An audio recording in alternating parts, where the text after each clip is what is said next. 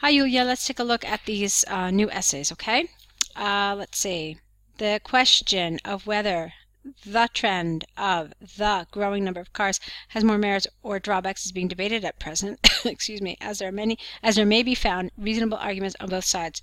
Okay. You didn't include the task. I suspect from what I remember from this question that there is some sort of an indication that they want you to say your opinion. If they do, and if that's what it said, you have to remember that you need to put it in your introduction, okay? Also remember in general that a paragraph is not just one sentence, or I should put it differently, one sentence does not make a paragraph. So try both in your introduction and your conclusion to have at least 2 sentences, okay? Let's move on. There is ample evidence, because evidence is always singular, so there is ample evidence in favor of this tendency for individuals and governments. Which tendency? The tendency to have more cars? It's a new paragraph, so it's a good idea to say what that tendency is again. Okay?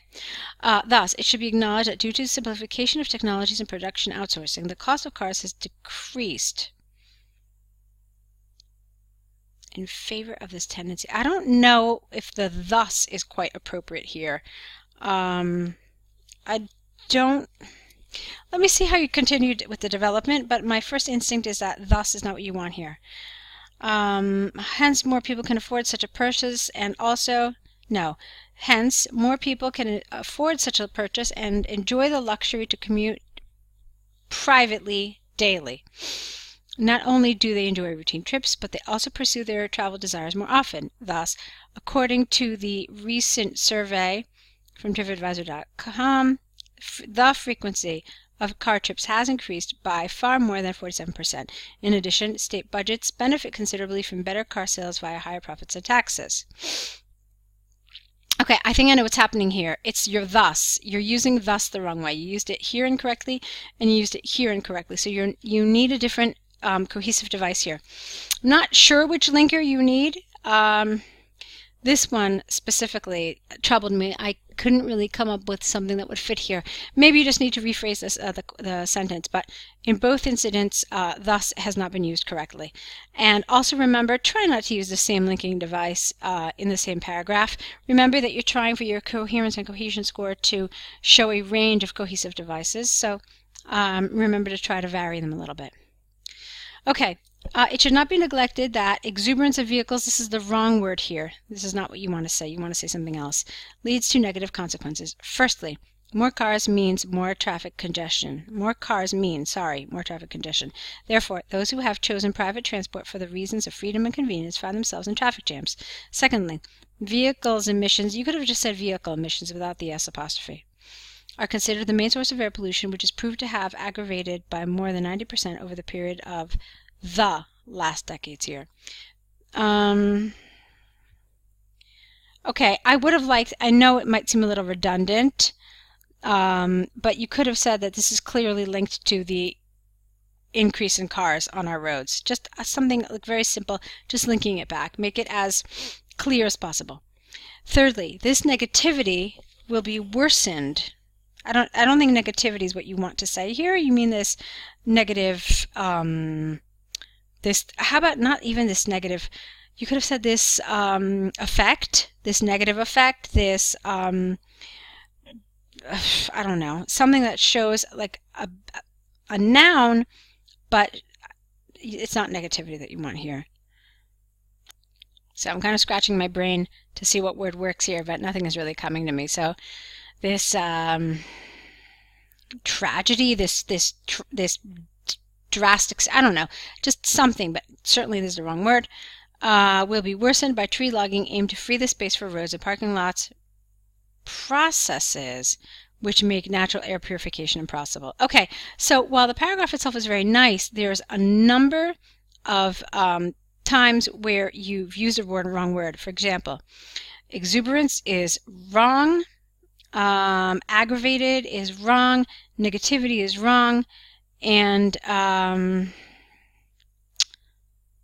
routines is also wrong. So you've tried to use some nice vocabulary, but unfortunately they're the wrong words in this in each of these cases, so you're going to need to rewrite them.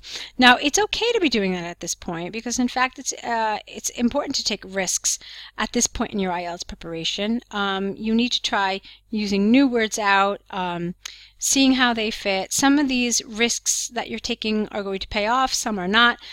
These particular ones did not pay off. They were the wrong words, and they kind of clouded the meaning of your sentences. Okay, so in conclusion, although a significant increase in the number of cars has brought immense improvements to convenience of everyday commuting and financial prosperity, environmental pollution, and road congestion, singular because it's an adjective here, okay? Being the main disadvantages, seem at present to outweigh the advantages. So you're saying the negatives are stronger. Okay, fine. So then the order of your paragraphs is correct. All of this is correct. I think for me, the biggest problem, Yulia, with this essay is the wrong word choices. So here it was vocabulary, here it was your linkers. On the whole, though, the essay is nicely written. There were some nice elements to it, to be sure. So good job. Let's take a look now at your second essay. Okay, and here we've got the cover letter. Let's see what you did. To whom it may concern, I am writing in response to the advert for a position of Head of Legal, published in Forbes, December 8th, 2018. I don't know what you mean by Head of Legal. Head of Legal Services? Head of Legal Offices? I'm not really sure. Maybe this does exist somewhere. I haven't seen it, but that doesn't mean that I've seen every title everywhere, so okay. I am a dedicated lawyer with more than 15 years of legal and management experience, with a diploma with honors from Moscow Law University and PhD in law, full stop, not degree, because PhD is itself a title, so you don't need the degree. During my career, I worked as an in-house and consultant lawyer, always managing legal teams up to 50 experts, legal teams of up to 50 experts, which I consider valuable background without the A for such a position. Throughout my working life, throughout, it implies starting in the past and continuing even into the present, so not was, but I would say here I have been. So throughout my working life, I have been constantly looking for challenging and demanding projects in order to pursue the highest goals in jurisprudence and management. My energy and enthusiasm, as well as ethics and professionalism, have been acknowledged not only by my employers and colleagues, but by legal and business society as well. I'm extremely interested in the open position without the ED, and I feel that my skills and knowledge will be utilized in your company in the best way. Please find enclosed my CV, and I look forward to the opportunity to discuss my candidature at interview. Kind regards. Okay. I liked it. I liked it really quite a bit. I'm going to double check, but if I'm not mistaken, we put a colon here after to whom it may concern. Okay, I just checked it. We do, in fact, after to whom it may concern, we put a colon, so ... no comma. Okay? Also, don't forget that when you don't know the name of the person you are writing to, it's supposed to end yours faithfully, not kind regards. So, this is wrong, and this is more of a problem than the colon is. I mean, the colon is just a matter of punctuation, which would be considered a grammatical error. So that's one problem, but a bigger problem for me is this, because it shows that you're not really familiar with some of the conventions of letter writing. So that's one thing that I would like you to change. Now, as far as everything else is concerned, let's see.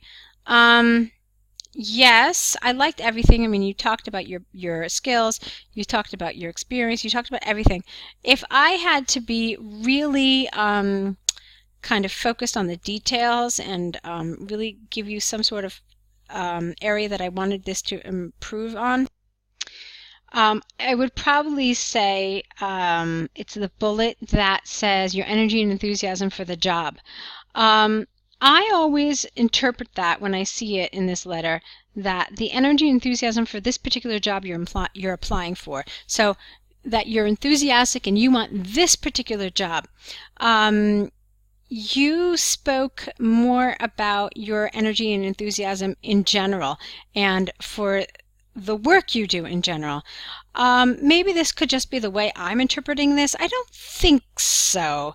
It says your energy and enthusiasm for the job. So I take that to mean the job for which you are applying.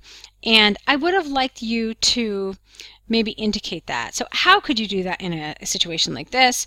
You could just say something like, you know, I have been following your legal offices and some of the groundbreaking cases that your lawyers have worked on. I am very impressed, and I know that with my background in, what did you say here? My background in consulting and, I don't know, something else, corporate law or real estate law, etc., etc.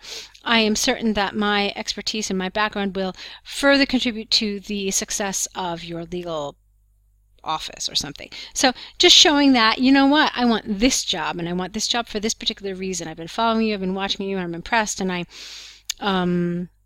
know I would be a good contribution. I would make good contributions, and I would be a valuable asset to your team. So something like that, showing enthusiasm for the particular job. All right, that's my one piece of feedback regarding the task achievement part of it and how you could have developed this a little better, a little closer to what the prompt says. Good job, though, overall. Go ahead, correct them. Error correction list, new essays, and we're here. We're waiting to see them. Okay, so good luck with them.